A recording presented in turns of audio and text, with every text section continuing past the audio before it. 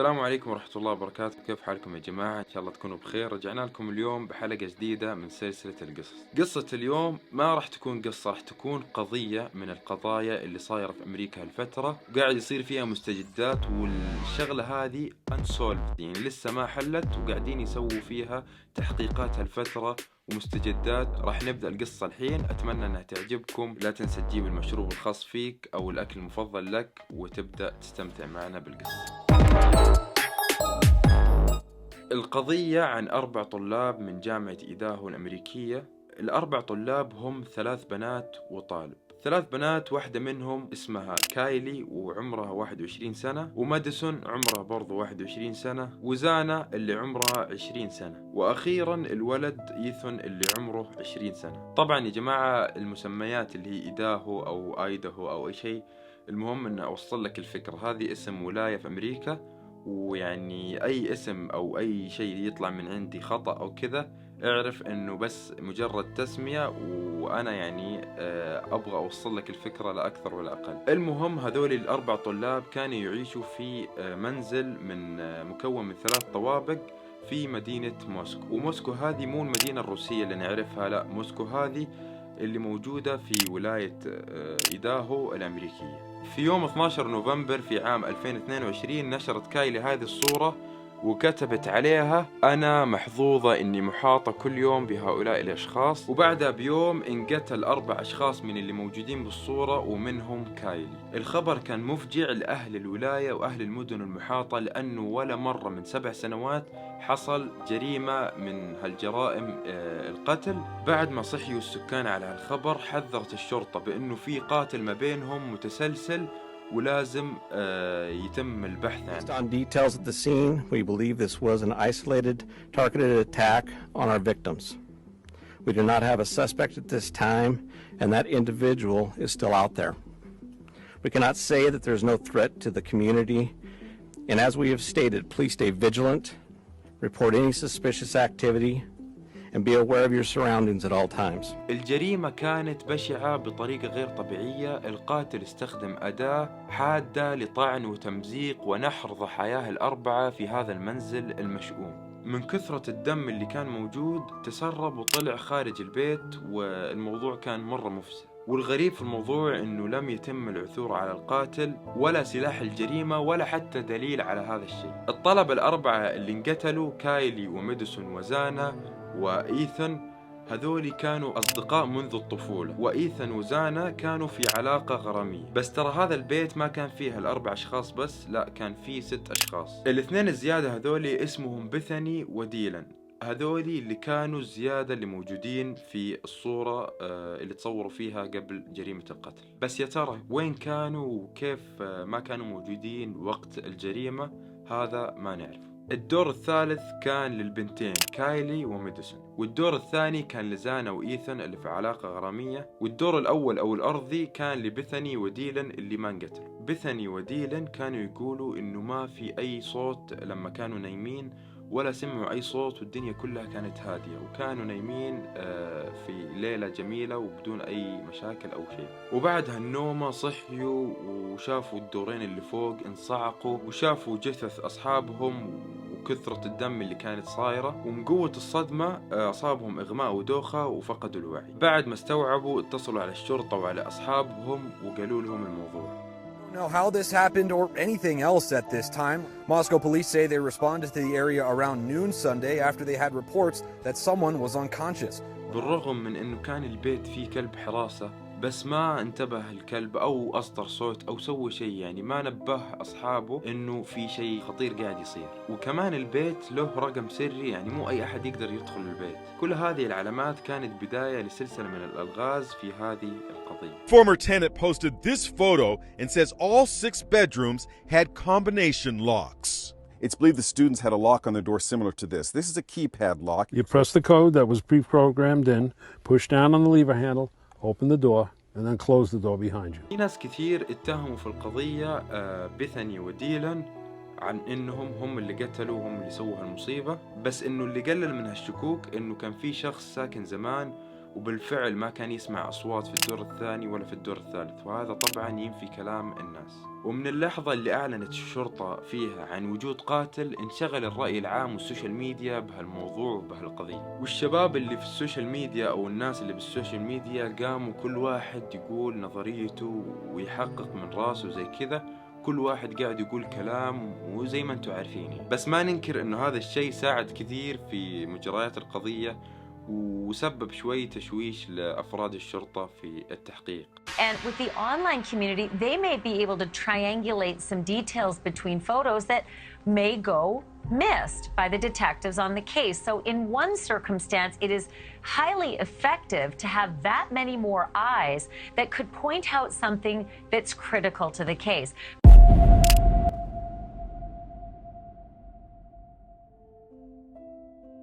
الحين راح نتكلم عن الليلة اللي قبل الجريمة. كانت عطلة نهاية أسبوع، وكان من الطبيعي أنه الطلاب يطلعون ويغيرون جو زي كذا، فجميع الطلاب كانوا برا المنزل في هالليلة. الست أشخاص اللي ساكنين في هالمبنى أو في هالبيت كانوا طالعين، بس كل اثنين كانوا طالعين مع بعض. كايلي مع مادي، وزانا مع إيثن، وبيثاني وديلان مع بعض، ورجعوا في هالوقت اللي ما بين الساعة 1 و2. المحققين كانوا يبحثوا في كاميرات المراقبة يشوفون وين كانت وجهتهم، وين رايحين وين جايين وزي كذا، بس ما حصلوا إلا لقطة واحدة واللي هي لكايلي ومادي وهم راجعين على البيت. الرصد ما كان من كاميرات المراقبة، كان من بث تويتش لأحد الطباخين اللي قاعدين يبيعوا أكلات إيطالية في المنطقة. زي ما انتم شايفين كان كايلي ومادي يطلبون من الطباخ هذا، وفي نفس الوقت ظهرت الكاميرا انه في شخص قاعد يراقبهم وكأنه قاعد يبي يعرف وين رايحين. في آخر اللقطة طلبوا تاكسي وراحوا وأشر عليهم هالشخص وكان يتكلم مع خويه. كانت هذه اللقطة بداية لربط الخيوط واكتشاف القاتل، وبالفعل الشرطة وصلوا له لكنها استبعدت اتهامه لعدم اكتفاء الأدلة. سواق التاكسي نزلهم عند البيت تقريبا الساعة 2. من الساعة 2 للساعة 3 في كم شغلة مهمة صارت في البيت. تقريبا كل البيت كان نايم إلا كايلي ومادي. الشرطة اكتشفت إنه كايلي اتصلت على حبيبها السابق أكثر من 5 مرات، وكان في اتصال آخر من جوال صديقتها مادي، لكنه جاك ما رد على أي اتصال، وكان في محاولة اتصال على الساعة 2:54 دقيقة، وهذه كانت آخر محاولة اتصال. واللي شد الانتباه انه اكثر شخص تعرض للطعن كايلي حبيبة جاك السابقة، وهذا يعطينا احتمال انه هي المستهدف الرئيسي في هذه القضية، ويمكن يكون جاك هو القاتل. New details that we have just confirmed.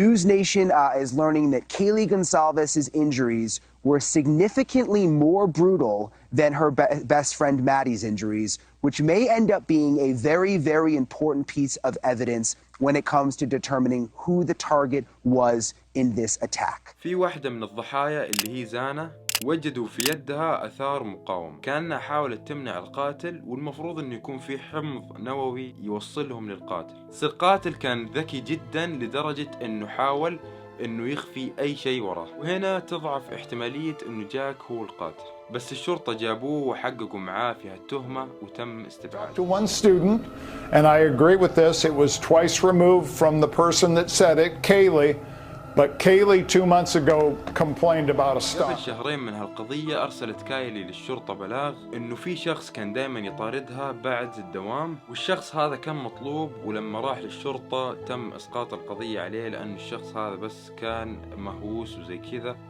وعدت السالفة هذه. وبرضو قبل القضية كان في بلاغ إنه كان في ضوضاء قادمة من البيت اللي يعيشوا فيه الضحايا، ولما الشرطة وصلت حصلوا ناس غير الضحايا كانوا موجودين في البيت. فاللي حاصل إنه الشرطة استكشفوا إنه كان البيت هذا يزورون ناس كثير، وحققوا مع أكثر من 100 شخص، لكن في الأخير ما طلعوا ولا متهم واحد. الشرطة قالت إنه الجريمة وقعت ما بين الساعة 3 والساعة 6، واحد من الشهود في المنطقة حصل الباب الخلفي مفتوح، وهذا يعني انه المجرم طول جوا. طبعا البلاغ وصل للشرطة الساعة 11:58 دقيقة من البنتين اللي كانوا نايمين في أول طابق. في صدفة غريبة حصلت في يوم الجريمة ولكنها كانت مهمة جدا. كان في الساعة 3 بالليل سيارة شرطة قاعدة تدور حوالين البيت، وفي جولة الشرطة اصطدمت بروابط ممكن توصلها لأثر القضية. أولهم انهم حصلوا شباب سكرانين قريبين على البيت، والشيء الثاني انه كاميرا الشرطة لقطت بأنه في سيارة إلنترا بيضة واقفة قدام البيت، بس لما الشرطة وصلت قدام البيت ما لقت السيارة، على أساس أنهم كانوا جايين يحققوا في الجريمة. فالشرطة طلبت معلومات عن هذه السيارة. You got trading on you? I don't. Okay. I'm gonna grab your info just because you got beer and you're walking around with it. No, it's closed. Okay. Sorry. No, you're good. I live like right there. I'll take it back if you need. No, we're just doing alcohol enforcement and running around with beer across the street. No worries. Sorry about that. You're good. الشيء الثالث والأهم إن الشرطة لما كانت تتكلم مع الشباب السكرانين شافت ناس قاعدين يهربوا من اتجاه البيت.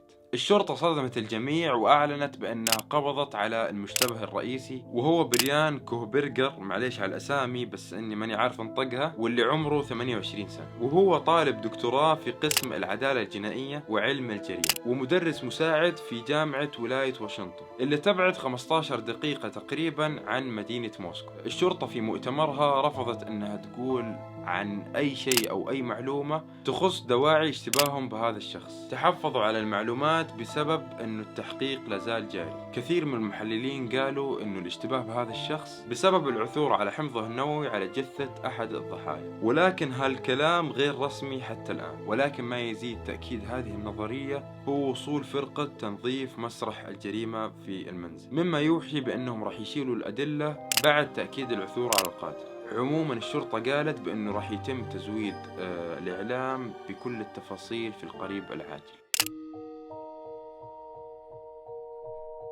كذا تكون انتهت قصة اليوم، أتمنى أنها نالت على إعجابكم. لا تنسى تسوي اللايك والشير والسبسكرايب، ونشوفك في المقاطع الثانية. بقول لك شغلة، أبغاك تكتب لنا تحت في التعليقات من وجهة نظرك مين هو القاتل في هالقضية. ونصيحة مني لكم، إذا كان في تاتش ما بينك وبين شخص أو كذا، حاول أن أنت تهدي الأمور وتكون الأمور تحت السيطرة، علشان لا تكبر الأمور وتصير يعني فيها مشاكل. كذا تكون خلصت قصة اليوم أو قضية اليوم، ونشوفك في المقاطع الجاية. سلام.